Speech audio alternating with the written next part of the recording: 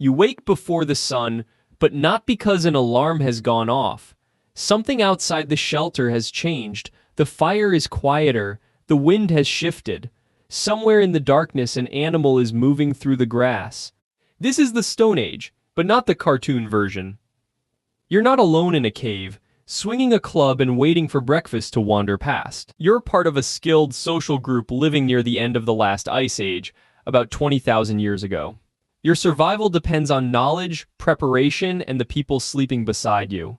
And the first few minutes of your morning matter. Your bed is a layer of dry grass, hides, and fur. It is warmer than the frozen ground, but it is smoky, cramped, and probably shared with insects. The shelter may be built from branches, hides, bone, and whatever the landscape provides. Caves are useful when you can find them, but most Stone Age people did not spend every night deep underground. Around you, several relatives are beginning to stir. Privacy as we understand it barely exists, but that closeness is also protection. More eyes can notice danger, more hands can keep children warm, and a group can defend a camp in a way one person never could. Before food, before water, someone checks the fire. The glowing coals are precious. Fire brings warmth and light. It makes some foods safer and easier to digest. Smoke discourages insects, and flames can make predators hesitate. If the embers have survived the night, dry grass and thin twigs can wake them again. If they have died, relighting the fire may take skill, time, and the right materials. This is not just a campfire. It is the center of the camp. Heater, kitchen, workshop, meeting place, and nighttime security system, all in one. Now you dress, not in a rough fur thrown over one shoulder, but in clothing that may be carefully cut, scraped, softened, pierced, and sewn. In a cold climate, poor clothing can kill you long before a predator does. You pull on hide layers and secure them with fiber cord or sinew. A bone awl can punch neat holes. In some later Paleolithic communities, eyed needles allow fitted garments that hold heat far better than loose skins. Your clothes represent hours of invisible work and generations of knowledge about animals, weather, and materials. There is no cupboard. Breakfast depends on what remains from yesterday. Perhaps roasted meat, marrow, roots, nuts, berries, or dried food carried between camps. The exact menu changes with season and place. Food is shared, but that does not mean it is unlimited. A child is fed. An older adult receives a portion. Someone watches how much is left. Hunger is not constant everywhere, every day, but uncertainty is always close. And while popular images focus on hunters, gathering plants, fuel, fibers, shellfish, insects, eggs, and small animals can provide much of the reliable daily food. Outside, the cold hits immediately. Before anyone walks far, the camp reads the landscape. Are there fresh tracks near the water? Has a herd moved through the valley? Are birds giving alarm calls? Is the sky warning of snow or rain? The ground is covered in information, and experienced people can read it almost like writing. Water must be collected, but a riverbank is also where animals drink and predators hunt. Nobody is scrolling through a forecast. Weather, danger, and opportunity are judged from clouds, wind, tracks, smell, sound, and memory. Back at the fire, you inspect your tools. Stone technology is not primitive in the sense of being careless. A skilled maker understands which rock will fracture predictably and exactly where to strike it. A sharp flake can cut hide and meat.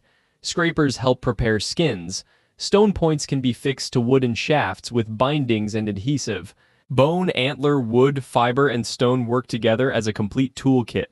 One broken edge could waste precious time later, so repairs happen now. You carry only what earns its weight.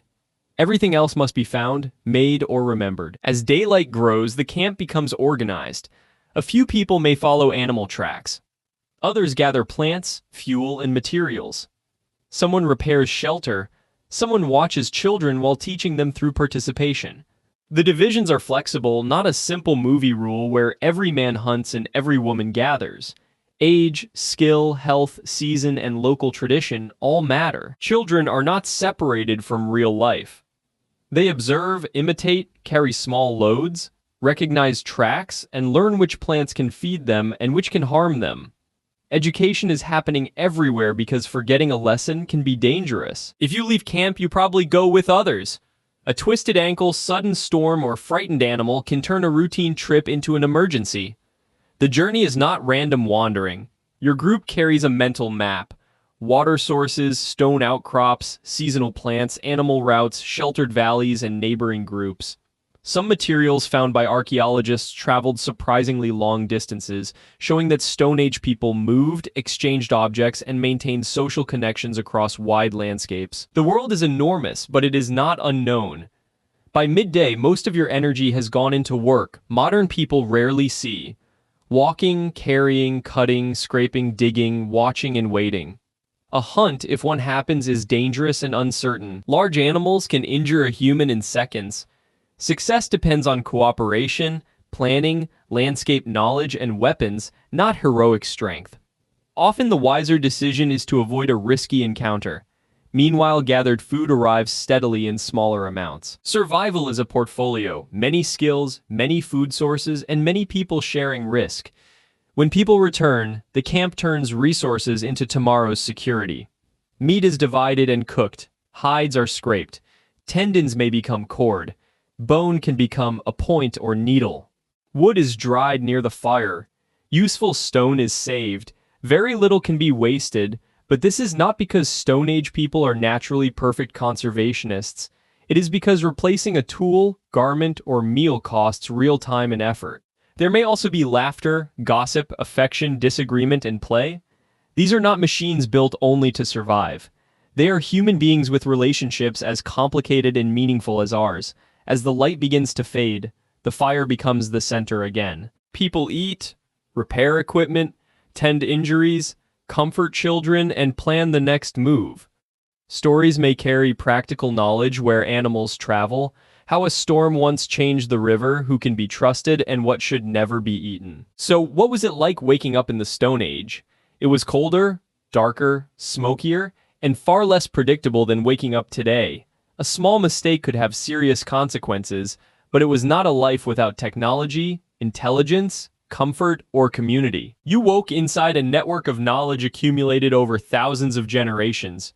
Your tools were sophisticated, your landscape was familiar, your companions were your safety net.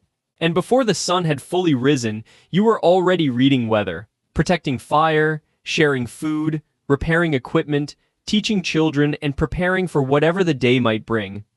The Stone Age was dangerous, but the reason you survived the morning was the same reason humans eventually survived almost everywhere. You did not wake up alone.